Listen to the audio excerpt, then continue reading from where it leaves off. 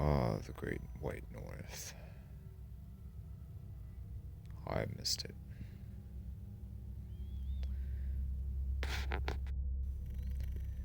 And how I longed to get back to the ice,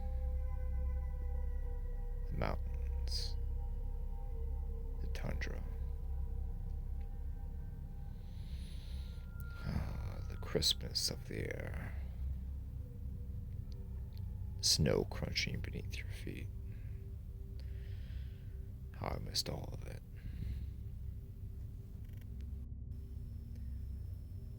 First saw documentaries about the Arctic when I was a child on National Geographic, and I got hooked. All the Christmas movies and all the mythology about the Great White North, I just couldn't get enough. Luckily for me, the research team that I was a part of was heading up to do a project on some research for polar bear population density. I couldn't wait. I couldn't contain myself. I couldn't contain myself at all. I signed up immediately and just went along with everyone.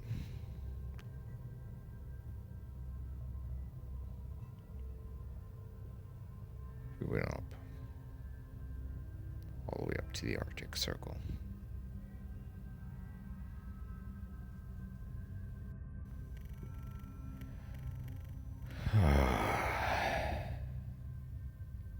The ice, the snow. How I missed it. Went on a vacation to Alaska back when I was a child and couldn't wait to return. Finally made it out to the research site. Some Inuit hunters and guides helped us along, and we were finally able to pitch up at base camp and finally able to get to business.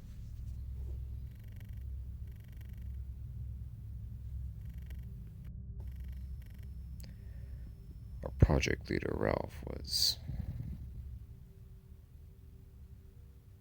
very, very cautious when it came to safety. He made sure everyone on the team knew how to use a gun, use a shotgun. Made sure we were all supplied with weapons and had the camps rigged with alarm systems and bells, and Inuit hunters even spared us some huskies, some dogs to alert us and to guard our camp, protect our camp against the bear, just in case one strolled in during the night.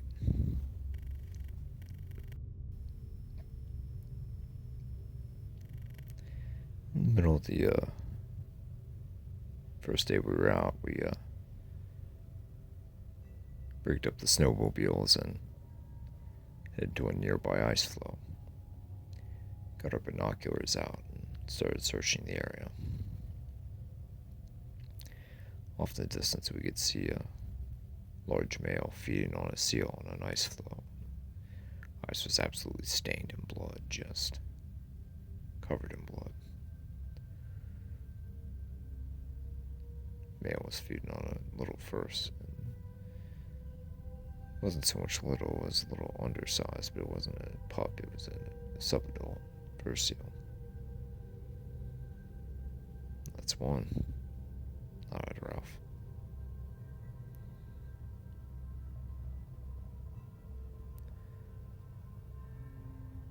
We observed the large male for a little while, and then we headed to another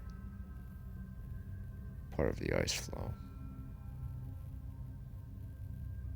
About a half a mile away, we observed a female with a couple cubs, and then a little ways off we can see a younger male going further north. All in all, that day we saw 10 individuals total so far. Everyone in the research group seemed to be satisfied with the day, and it was starting to get late and starting to get dark, and Ralph decided to head back with everyone.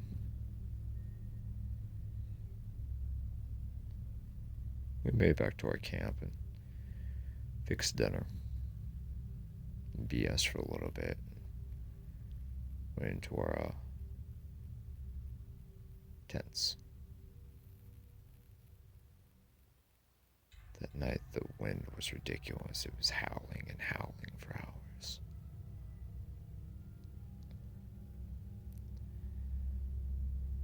Just the wind was just absolutely merciless. It wouldn't stop. It would just keep going and going. Now, I wasn't too sure,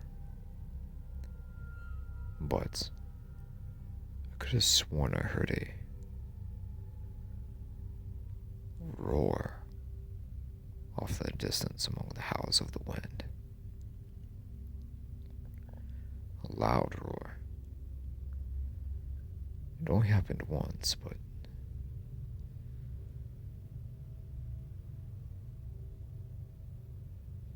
made you think twice. Because I had never heard of a polar bear that could roar like that.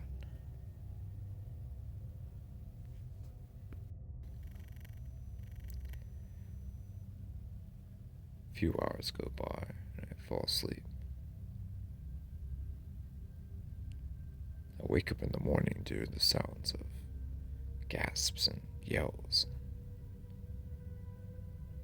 I exit out my tent and there's the body of a dead polar bear in the middle of our camp. Its throat had been ripped open and it had bled out. Its blood just stained the pure white ice and snow of the ground that we were camped on.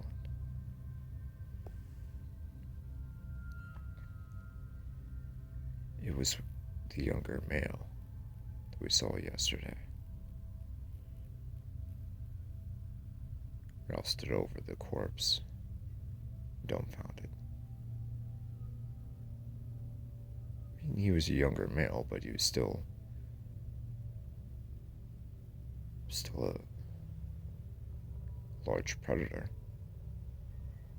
The apex predator of this area, or so we thought. The way his throat was ripped open and cracked open, it just didn't.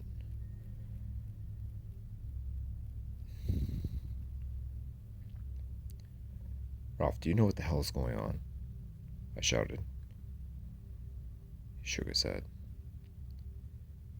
You don't suppose it was that larger male from yesterday that... He shrugged. There's no way of knowing for sure.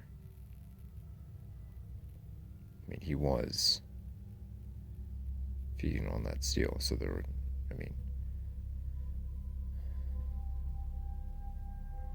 Ralph looked confused.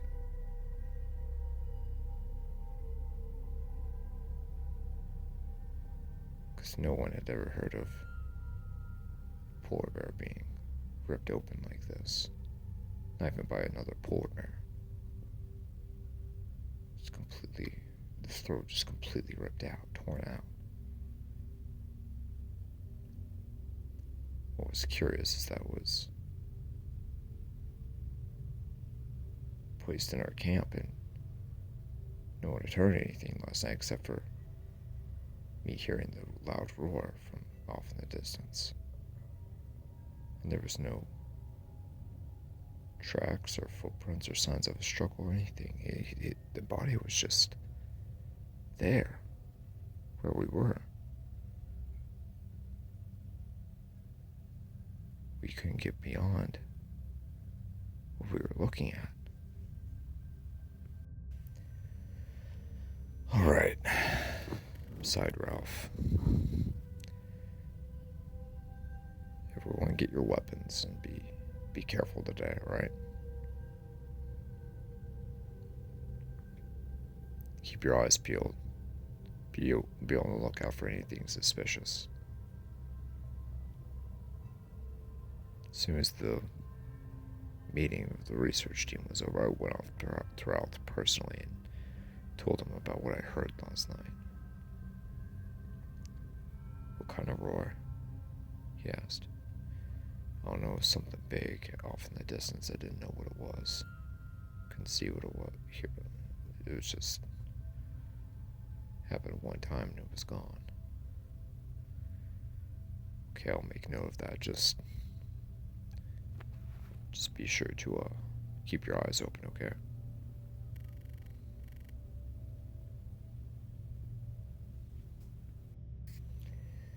We headed toward a different part of the ice floe. Our team split up. I went with Ralph and a few others to one part of the ice floe, and Greg took another group of people further north. We were out for hours and hours. Spotted 15 individuals this time. We were satisfied. It seemed like the population density was starting to really explode, even despite all the warnings of climate change having a negative effect on the polar bear population. Seems like the animals were just taking over, for lack of a better word. Later on in the day, we managed to spot a walrus colony. Just a whole bunch of them against the rocky, icy coastline, just lounging and diving into the water. We spent some time documenting them and researching them, and as it began to get dark again, we headed back to camp. As we got back to camp, we noticed the other group that Greg took was nowhere to be found. Ralph got his walkie-talkie and asked where they were.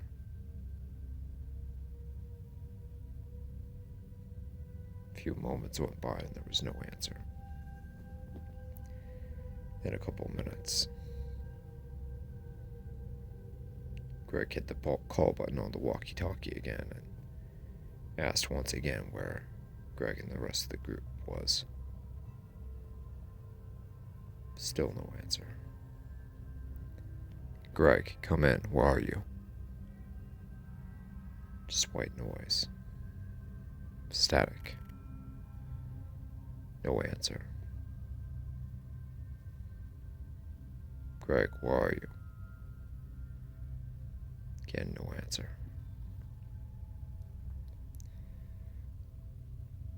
We were going to make an effort to go search for them, but a really bad storm was picking up and starting to come in. Oh, the howls of the wind.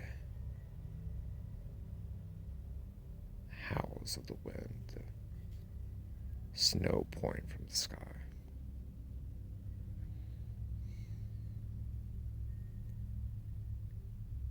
Once again, I can hear the roar in the distance. Only this time it was closer and more audible. It happened several times.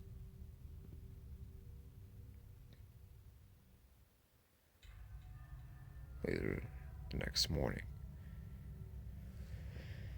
Ralph called an emergency meeting. Apparently, he heard the roars too, as did everyone else remaining in the group.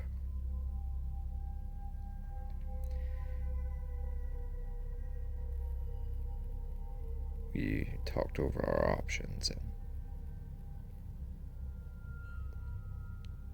after trying to get back into touch with Greg and the rest of the other group, we decided to follow their GPS signal and try to find where they were.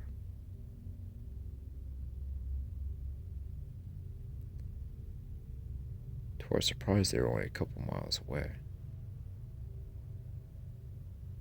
And at what appeared to be a inland space that was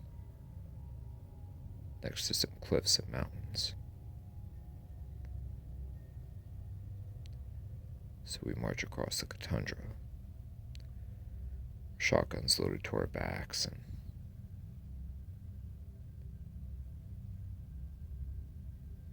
our hopes and dreams resting on our shoulders.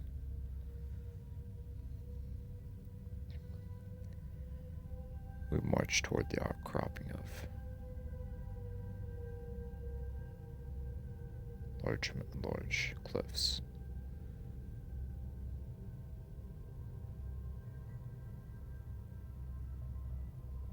There's a sense of dread and fear amongst the group, uncertainty, instability. But still, we had to find our friends and make sure they were alright.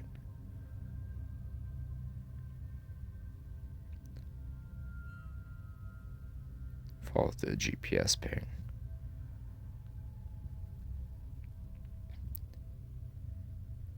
All the way to this opening in the mountains.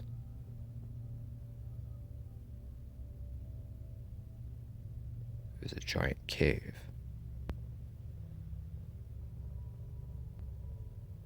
This giant dark cave.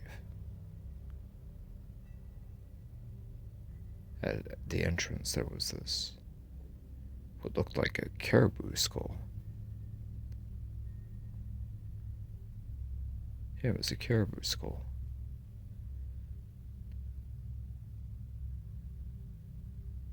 Then the spine of a walrus. And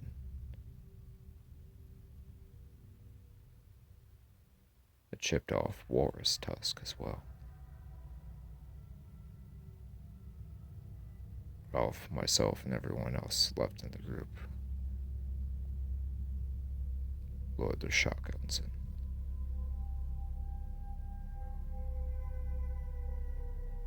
prepared for the worst. Slowly we make our way in. Flashlights illuminating the cold darkness.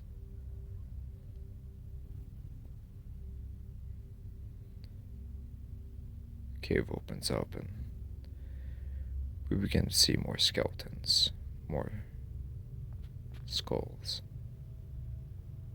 corpses, reindeer, walruses, seals, muskox, even a couple of polar bear skulls. And then that's when we begin to see the human skeletons as well. Some of them crushed, broken up into fragments. Some of them just ripped off from the torso.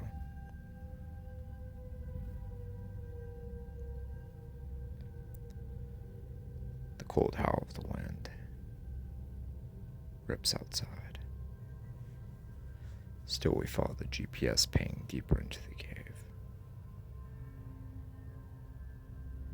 Surrounded by rock and ice.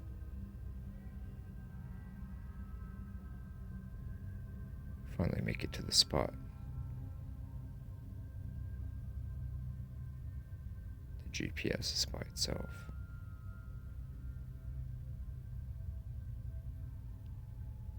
Nobody around.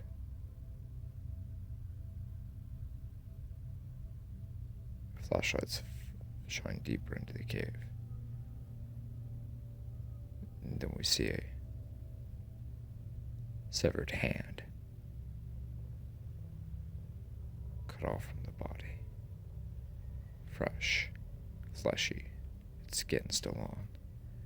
The blood fresh against the cold ground.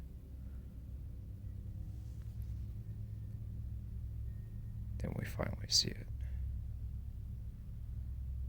A massacre of massacres. It was the rest of the group. They had been completely torn apart, consumed by something enormous, something big, something unthinkable. That's when we hear it. The deathly roar from the depths of the cave, deeper into the cave. "Get out of here now," Ralph shouted.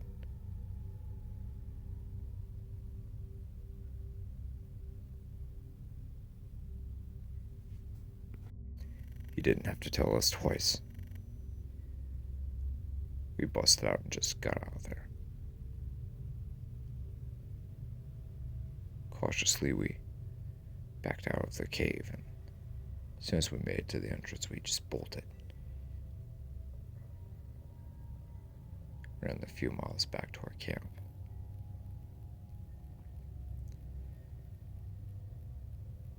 As soon as we got back, Ralph was frantic. He was on a satellite phone trying to contact the Coast Guard International Rescue. Anyone who could be picked up or listen.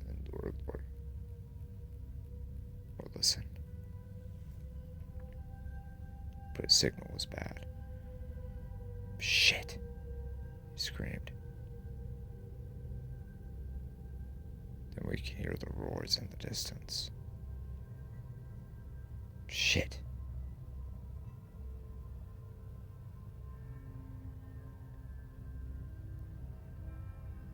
"We're getting out of here now," he shouted.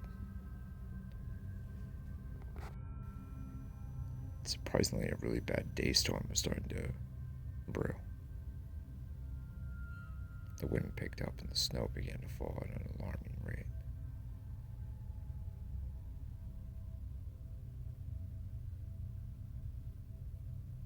"Boss, are you sure we can... Ralph, are you sure we can make it through the storm?" I asked.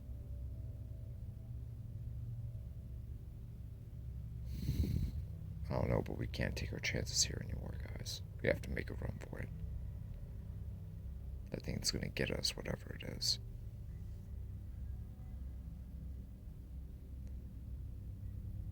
So we started up the ATVs and started heading south. The nearest Inuit village was a couple days' ride, and we thought we'd take our chances. Packed up camp, started up the ATVs, and we made our way out. After a few hours, it began to get dark again. The storm had calmed down, turning into a light snow, and everyone was tired. With the aurora shining in the distance, we made our camp and decided that whatever was back there was not following us, and decided to make our camp and go to sleep, get some sleep for the day ahead tomorrow.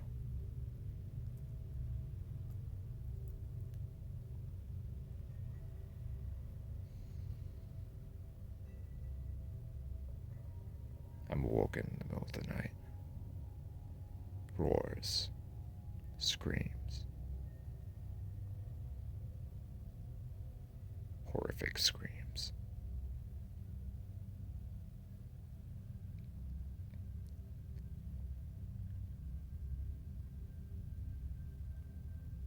I'm chilled to the bone, not sure of what to make of it or what to do. I get my shotgun and I turn on the flashlight that's on my weapon and head outside.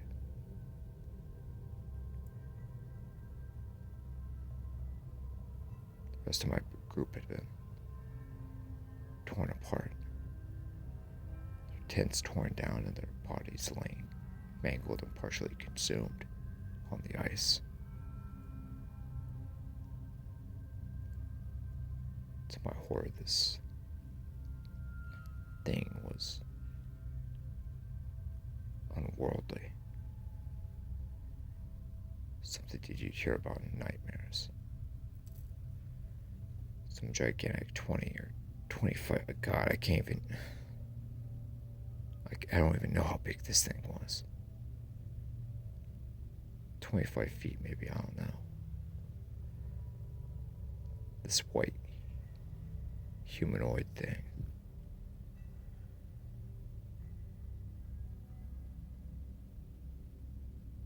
Large white humanoid thing. Kind of a mix of a human and an ape. With a thick white coat.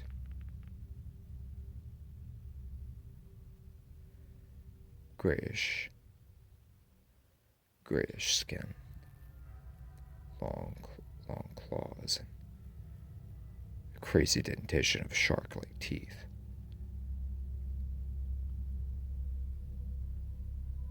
The beast tore into Ralph's dead body, consuming him nearly whole.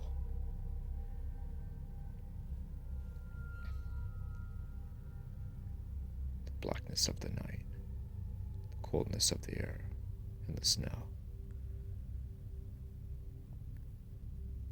The monster raised its head, its red eyes focused on me.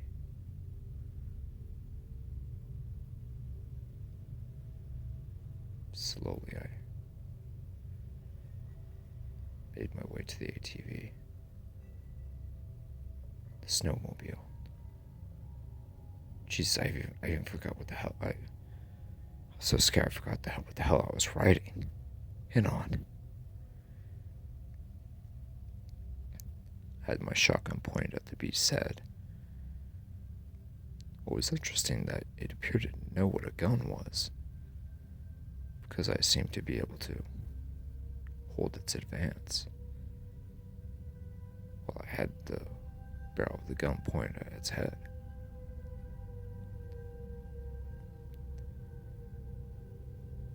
The beast scowled, showing its teeth, stained in blood. Its large gray hand grasping a femur bone, a bloody femur bone. I made my way to my snowmobile. I had about half a tank left, but had no choice at this point. I started up the vehicle.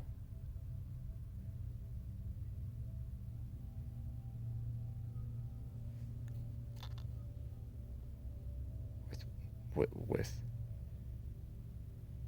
one hand on the steering wheel and one hand on my weapon. I kept my eye on the monster. Hit full throttle and I started going.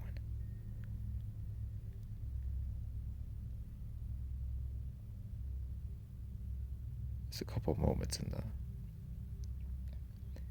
beast started running towards me.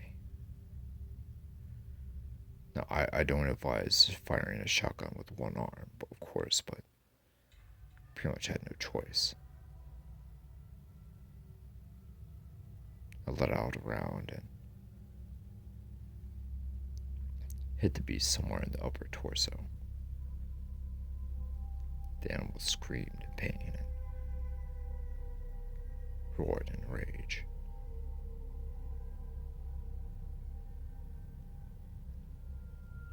I attempted to fire again, but the beast threw the femur bone and knocked the shotgun right out of my hand. Shit. I kept going. Went full throttle.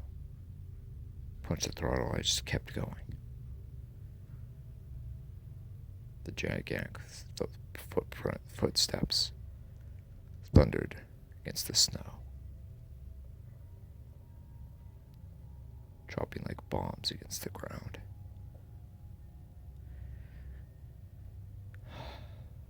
It felt like hours. I was being pursued. Night turned to day.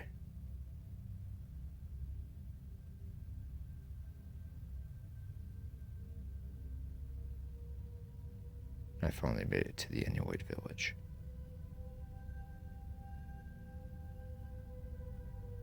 It was almost nighttime the next day when I made it, but I could still hear the footsteps and the roars pursuing me. They asked me if I had seen a ghost and where was the rest of the team. I shook my head.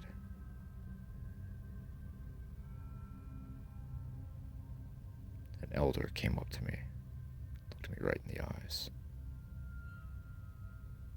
He nodded in understanding. The devil of the Tundra, he whispered. I nodded.